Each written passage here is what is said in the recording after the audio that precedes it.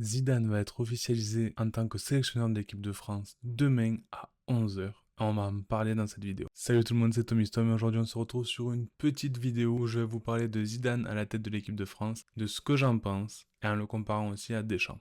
Tout d'abord, on va comparer un peu Zidane et Deschamps avant d'arriver à la tête de l'équipe de France. Donc, Didier Deschamps, avant l'équipe de France, il a commencé sa carrière d'entraîneur à Monaco. Il a remporté une Coupe de la Ligue en 2003, une finale de Ligue des Champions en 2004. Ensuite, il est allé à la Juventus de Turin. Il a remporté la Série B. Et ensuite, on le connaît surtout pour ça, pour sa carrière en tant qu'entraîneur avec Marseille, où il a fait un quart de finale de Ligue des Champions, remporté le championnat de France après 18 ans d'attente pour les Marseillais, et a remporté 3 Coupes de la Ligue consécutivement. Du coup, c'était un entraîneur qui avait remporté quand même pas mal de titres, mais qui était surtout dans des environnements sous pression à la Juventus, à l'OM, quelqu'un qui connaît cette pression-là. Le parcours de Zidane, il a commencé en tant qu'entraîneur à la Castilla pendant 2 ans en 3ème division espagnole, c'est l'équipe B du Real Madrid. Et après, on le connaît tous pour ses 2 passages au Real Madrid. Un très gros palmarès pour Zidane, comme vous pouvez le voir, c'est 11 titres majeurs en tant qu'entraîneur du Real Madrid. 3 Ligues des Champions, 2 Coupes du Monde des clubs, 2 Supercoupes d'Europe, 2 Ligas, 2 Supercoupes d'Espagne. Ce qui est incroyable. Donc, déjà, la grosse différence entre les deux, c'est que Deschamps arrive en bleu en connaissant la pression des résultats et des dirigeants, en connaissant aussi les titres, pas les plus gros européens, mais avec quand même une finale, une quart de finale de Ligue des Champions. Et là, Zidane, il arrive avec un palmarès digne d'un entraîneur qui a en fin de carrière, j'ai envie de dire. Il y a la grosse différence aussi que Zidane, ça fait à peu près 6 ans, 4 à 6 ans qu'il attend ce poste de sélectionneur, qu'il le veut, et qu'il s'y prépare. Parce que oui, ça fait je crois 6 ans que Zidane n'a pas entraîné, mais il se prépare. C'est-à-dire que c'est signé depuis un moment avec l'équipe de France, comme quoi il va rejoindre après Deschamps l'équipe de France. Et du coup, il n'est pas resté sans rien faire pendant 6 ans. Il a continué à faire des formations, à s'entretenir tactiquement, à voir l'évolution du jeu. Tout ça pour se préparer à prendre l'équipe de France. On peut aussi parler de son staff qui va énormément grandir, il va être plus gros que celui de Deschamps actuellement. Donc c'est quelqu'un qui vient vraiment pour gagner en équipe de France. Ensuite, moi ce que je pense personnellement de Zidane à l'équipe de France, je pense que c'est une bonne chose. Il fallait un renouvellement de Deschamps. Deschamps, je l'ai trouvé incroyable tout le long, on va dire, avec des hauts et des bas.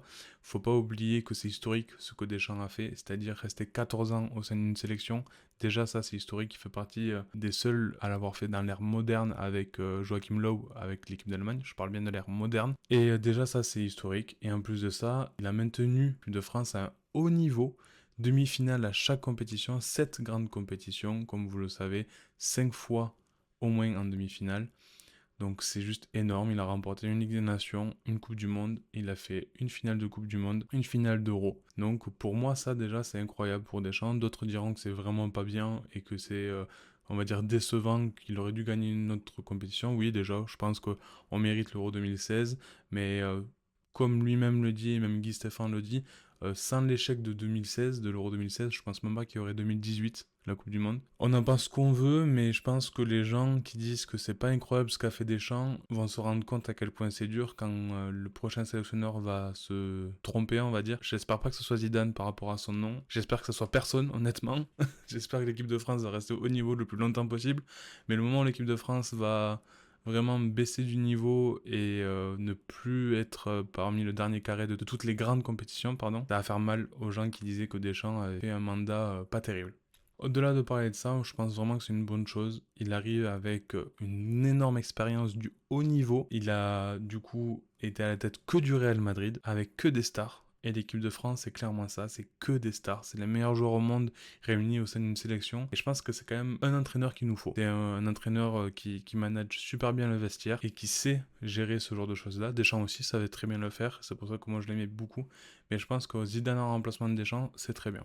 Ensuite, je voulais parler des gens qui disaient que Zidane et Deschamps, c'est pas du tout la même chose. Ben, c'est un peu faux, je trouve, parce que faut pas oublier que Zidane, c'est à peu près la même école que Deschamps. C'est un retour au 4-3-3, c'est quand même très offensif, mais aussi défensif. Il est très fort défensivement, Zidane. C'est pas un entraîneur hyper tactique, comme du Guardiola ou quoi que ce soit. Je pense que c'est vraiment la même trempe que Deschamps. Et c'est aussi pour ça que je pense que c'est une bonne chose d'avoir Zidane.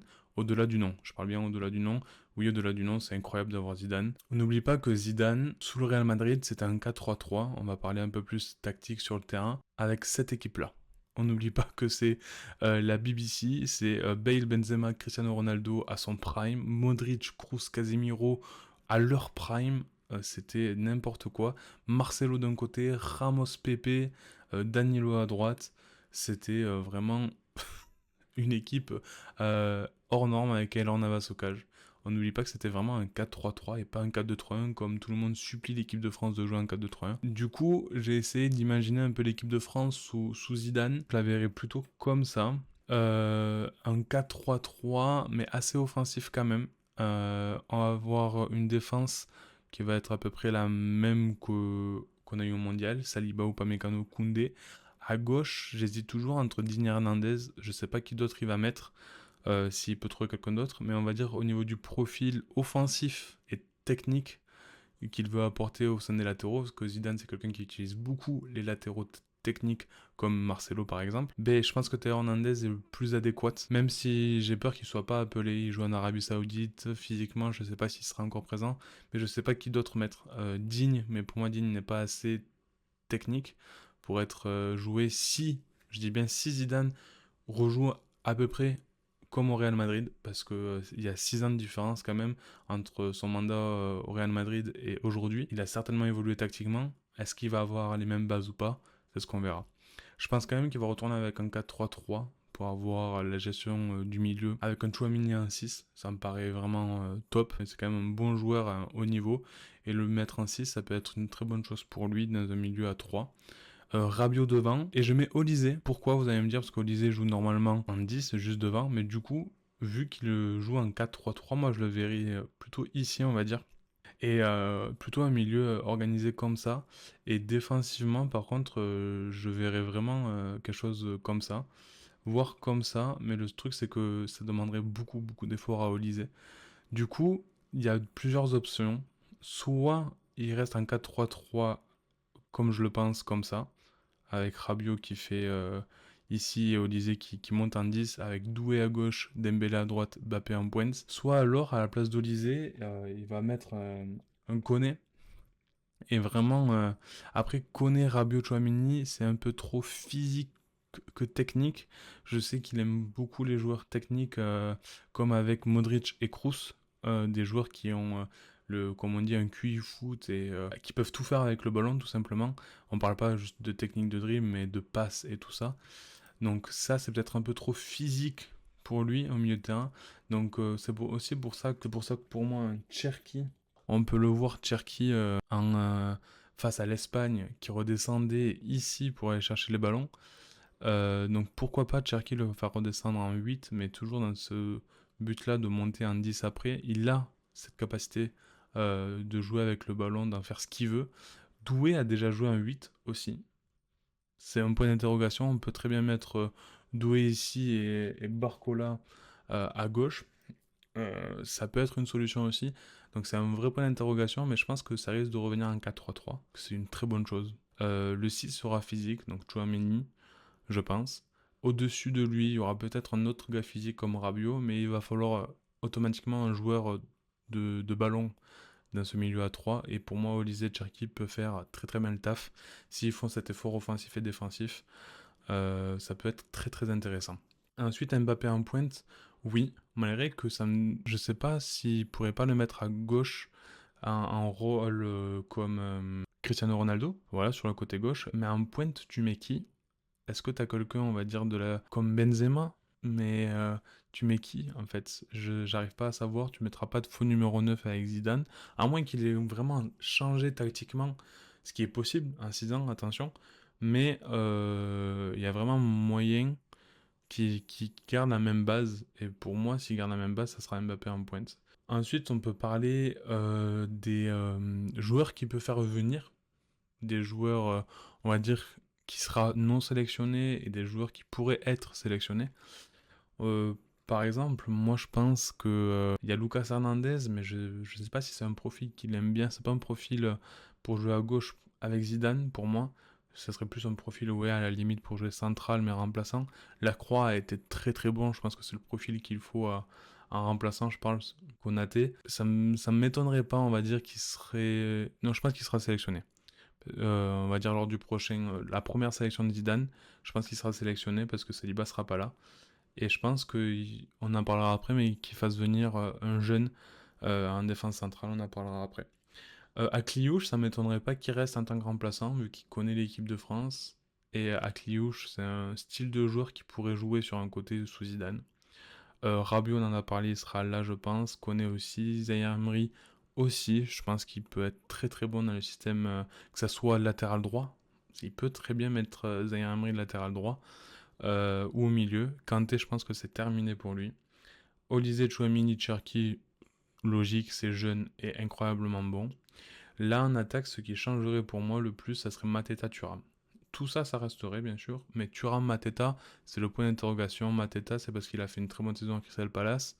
Mais on va dire, si il veut jouer avec un vrai buteur à la Benzema, je pense que ça sera plus Thuram, et encore, c'est pas le même style exactement. Mais ça serait plus Thuram et Mbappé à gauche. Mais si Mbappé en pointe, les deux peuvent sauter, littéralement. Et faire venir par exemple un croupi. Attention, on en parlera tout à l'heure.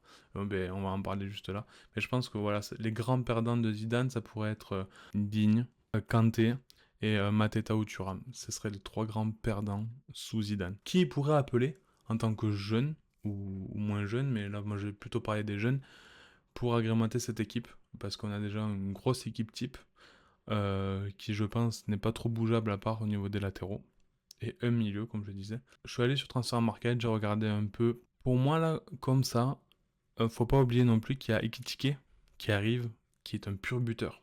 Junior Kroupi, comme je vous l'ai dit, qui est auteur d'une saison incroyable à Bournemouth, qui peut être nouveau, on va dire, de la liste de Zidane. Jérémy Jacquet qui vient d'arriver à Liverpool. À voir est-ce qu'il le prend avec la blessure de Saliba, c'est forcément possible. Mais faut pas oublier aussi qu'il Gagnou, si je le prononce bien, Lenny Yoro, peut-être le retour de Kamavinga. On parle d'un joueur qui est technique, et je pense que Kamavinga est un joueur qui peut toucher très bien le ballon au milieu de terrain. Ça peut être ce joueur-là qui revient sous Zidane et qui joue dans ce milieu à 3 avec Chouamini, Kamavinga qui connaît très bien, et un Rabiot, ou un Olise, ou un Cherki. Mais dans ce cas, Rabiot ne serait même plus titulaire. Donc à voir. Il y a beaucoup, beaucoup de choses à faire avec cette équipe de France. Et j'ai hâte de voir sa première sélection. Honnêtement, sa première liste. Camara, qui est autour d'une très bonne saison à Aston Villa. Kefren Thuram, qui a déjà été sélectionné en équipe de France. Le Paul aussi, que tout le monde disait, avec sa saison, il va être appelé en équipe de France. Il n'a pas été. Est-ce qu'il sera appelé sous Zidane? Je pense pas, honnêtement. Mais il y a moyen qu'à un moment donné, il le soit. En tant que remplaçant, je parle peut-être à la place de Thuram ou Mateta. C'est possible, avec Kroupi.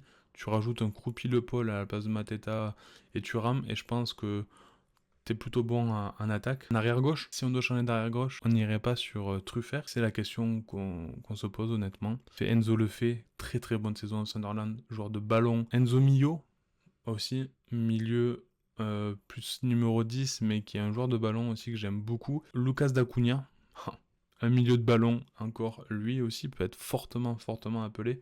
Auteur d'une très bonne saison avec Como au milieu de terrain, exactement le profil que Zidane veut. Donc là, on va parler un peu plus résultat.